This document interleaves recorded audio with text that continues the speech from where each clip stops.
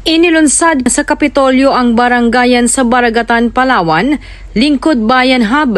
Magsisilbi itong lugar kung saan maaring pumunta ang mga opisyalis ng mga barangay at magkakaroon ng kanilang pahingahan o lugar habang nasa Baragatan Festival. Bangod sa DTX 500, kontrolado na ang blood pressure at sugar ko. Salamat sa DTX 500. Mayroon silang mga libreng serbisyo na handog, kabilang ang mga serbisyo ng mga government agencies, partikular ng Pag-ibig, SSS, mga libreng massage at marami pang iba. Samantala, layunin nito na maipadama sa mga opisyalis ng barangay na sila ay binibigyang pahalaga ng pamalaang panlalawigan. Tayo ay nakikiisa sa barangay.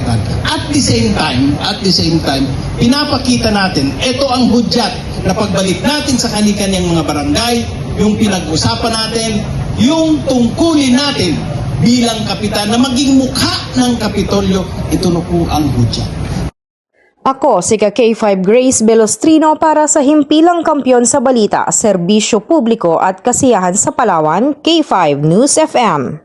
Bangod sa DTX 500, kontrolado na ang blood pressure at sugar ko. Salamat sa DTX 500.